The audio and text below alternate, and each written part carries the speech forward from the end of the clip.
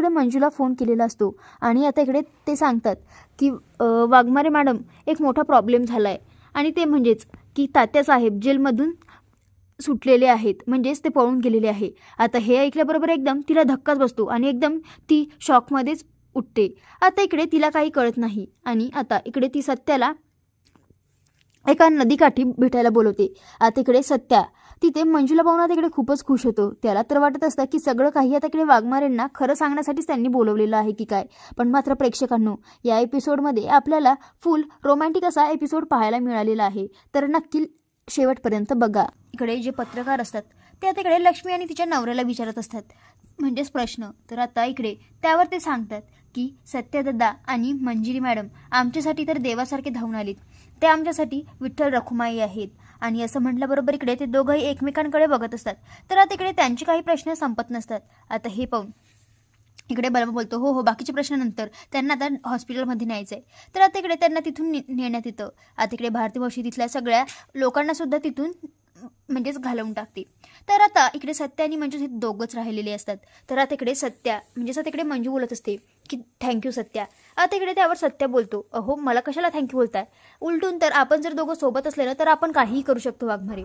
आणि असं म्हटल्याबरोबर इकडे तो बोलतो, पण खरंच सांगू मला तर वाटलं होतं हा क्षण आपल्याही आयुष्यात येईल, पण नियतीचा खेळ बघा आपण काय करतोय आता. आणि असं म्हणताच आता इकडे तो बोलतो की जाऊ द्या आता मी येतो. आणि तो जाणारच तर इकडे मंजू मनातल्या मनात बोलते, जर सत्या तू निर्दोष असतील तर हा क्षण तुझ्याही आयुष्यात येईल. आणि असं म्हटल्याबरोबर एकदम तो मागे पलटून बघतो. तर आता इकडे तो बोलतो, वाघमारे मॅडम तुम्ही काय बोललात का. आता इकडे ती नकार देते आणि तिथून लाजून जाते. तर आता इकडे रात्र झालेली असते. आता इकडे मंजू घरी असते, पण आता इकडे तिला फक्त सत्याचेच ते शब्द आठवत असतात, म्हणजेच सत्याने तिच्यासोबत जो दिवसभर घालवलेला क्षण आहे, म्हणजेच लक्ष्मीची डिलिव्हरी कशा प्रकारे त्यांनी सगळं काही करण्यात तिची मदत केली, तर हीच ती आठवत असते. आणि ती एकटीच लाजत असते. एवढंच नाही तर आता इकडे तिला लग्नानंतरचेही क्षण आठवत असतात, कशा प्रकारे सत्या तिच्या अंगावर पांघरून टाकत होता, कशा प्रकारे तिला गजरा लावून देत होता. आता हे सगळं काही आठवत असते आणि ती एकटीच मनातल्या मनात हसत असते. तर आता इकडे तिला तिच्या आईचा आणि अमृताचा फोटो दिसतो. तर एकदम तिच्या डोळ्यामध्ये पाणी येतं आणि आता इकडे ती फोटो घेऊन बोलत असते की आई म्हणजेच एक आई होणं, बाळाला जन्म घालणं किती कठीण असतं ना, आज मी ते डोळ्यांनी बघितलंय. आणि खरंच आता तू जेव्हा माझ्या समोर येशील ना तेव्हा मी तुला घट्ट मिठी मारेल बघ. आणि असं म्हणताच आता एकदम ती रडत असते.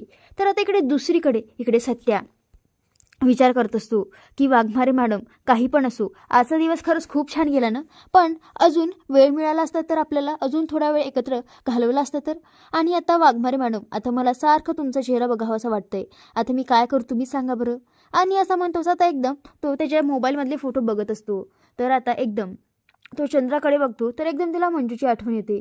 आता एकदम पूर्णपैकी आता छानपैकी समोर एक मोठी नदी असते, काळोख असतो सगळीकडे, लाइटिंग असतात आणि छान छोटीशी शेकोटी, छोटीशी झोपडी आणि असं छानपैकी हार्ट शेपचं असं त्याने सगळं काही आता इकडे डेकोरेट केलेलं असतं, जणू काही एखादी रोमॅन्टिक डेटच. आणि त्यात मंजू छानपैकी एक गुलाबी अशी साडी घालून असते आणि सत्या व्हाईट शर्ट घालून असतो. तर एकदम सत्या तिच्या डोळ्यावर असं हात ठेवून आणतो आणि एकदम तिचे डोळे उघडतो आणि ती समोर बघते तर काय एकदम छानपैकी हार्ट शेपचं असं एकदम आगीचं काहीतरी असतं आणि एकदम ती सगळं बघून तिकडे खूपच खुश होते. तर आता इकडे यांचा तर असं छानपैकी असं रोमॅन्स चालूच होतो. पण मात्र आता इकडे यांच्या याच रोमॅन्समध्ये आता एकदम मंजू बोलत असते की सत्या खरंच मला खूप छान वाटतंय आणि हा चंद्र खूप छान दिसतोय ना. आता असं म्हटल्याबरोबर इकडे तो बोलतो, हो खरंच ना माझा चंद्र खूप छान नाही तर एकदम भारीच दिसतोय. तो मग पोलिसांच्या ड्रेसमध्ये असो नाहीतर साध्या ड्रेसमध्ये असो नाहीतर साडीमध्ये, माझा चंद्र तर नेहमीच भारी दिसतो. आता असं म्हटल्याबरोबर एकदम तो म्हणजेच एकदम तिच्याकडे टकलावून बघत असतो. आता हे पाहून इकडे ती बोलते, सत्या गप्प बस आणि काय रे शायन्या हे सगळं तूच केलंस ना. आता इकडे त्यावर तो बोलतो, काय वाघमारे मीच केलं ना, म्हणजे अहो तुम्हाला दिसत नाही आहे का इथे छानपैकी एवढी छान नदी, एवढा छान छान चंद्र, छान गुलाबी थंडी, हिरवळ झाडं, आता एवढं सगळं असल्यावर खरंच मला रोमॅन्सच सुचणार ना. आता इकडे त्यावरती बोलते, सत्य तुला इथे सुद्धा रोमॅन्स सुचतोय. आणि आता एकदम ती धावत जाते. आता इकडे त्यावर तो सुद्धा मागून धावत जातो आणि बोलतो, काय हो वाघमारे मॅडम आता म्हणजेच एखाद्या नवऱ्याने जर हे केलं ना तर त्याची बायको कशी डोक्यावर घेऊन हिंडते बघा आणि एकदम त्याचं कौतुक करत असते. आणि मी तुम्हाला एवढं छान सरप्राईज दिलं आणि तुम्ही काय तर फक्त तक्रार करत बसलात.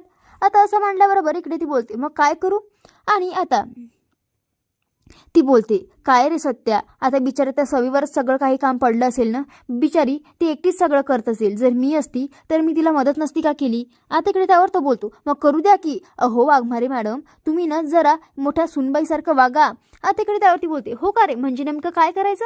आणि तो सांगतो हे बघा ना मी सांगतो तुम्हाला, मस्त असं चाबीच्या किल्ल्या घ्यायच्या आणि असं कमरेला खोचायचा आणि असं रुबाबात राहायचं आणि फक्त ऑर्डरवर ऑर्डर सोडायच्या.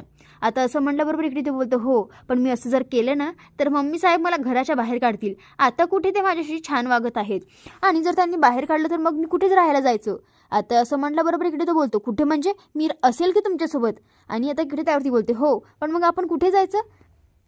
आणि आता एकदम तो तिला त्या झोपडीत नेतो आणि बोलतो बघा इथे असं छानपैकी या झोपडीत राहायचं, मस्त तुम्ही आणि मी असं बसून छान असं चंद्राशी गप्पा मारत रोज बसायचं.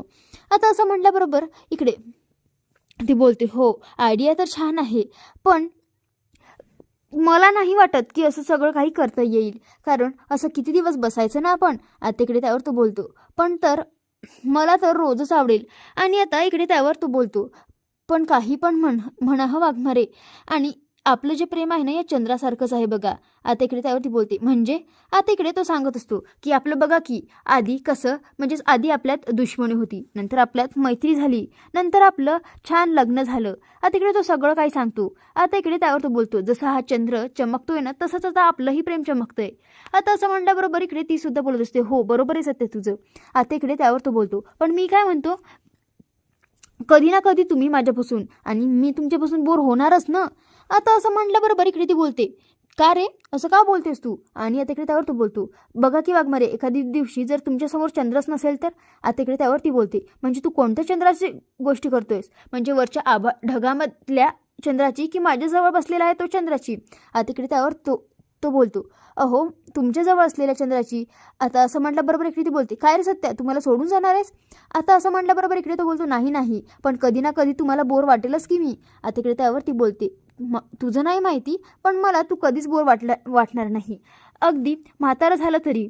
आता असं म्हटल्याबरोबर एकदम तो हसायला लागतो आणि बोलतो वाघमारे तुम्हाला माहिती आहे का म्हातारपणी ना तुम्हाला 2 चंद्र पाहायला मिळणार आहे, एक ढगामधला आणि एक माझ्या डोक्यावरचा. आणि आता एकदम तो ॲक्टिंग करत असतो एकदम म्हातार बुड्याची. आता इकडे हे बघून ती हसत असते. एक गोष्ट सांग सत्या मला एक कळलं नाही तुला खरंच माझ्यापासून बोर वाटेल. आता असं म्हटल्याबरोबर इकडे तो बोलतो नाही वाघमारे मला तर बोर वाटणार नाही, पण तुम्हाला एक गोष्ट सांगू आपल्यामधलं ना प्रेम जरी कमी झालं तरी आपल्यामधली ना मैत्री कधीच तुटली नाही पाहिजे. काय असतं ना प्रेमामध्ये बोर होतं पण मैत्रीमध्ये असं कधीच होत नाही. आणि आता इकडे तो प्रेमाची आणि मैत्रीची असे छानपैकी तिला फरक समजावून सांगतो. म्हणजेच मैत्रीमध्ये आपलंसं नातं असतं, घट्ट मैत्री असते, प्रेमामध्ये प्रेम कधी कमी होतं तर कधी जास्त. आणि आता इकडे तो जसं समजून सांगतो ना तसं इकडे मंजूला फार छान वाटतं. आणि आता इकडे तो बोलतो की बघा की हा चंद्र वर एवढा दूर आपल्याला लांब वाटतोय पण या पाण्यामध्ये असं वाटतोय की आपल्या जवळच आहे तो चंद्र.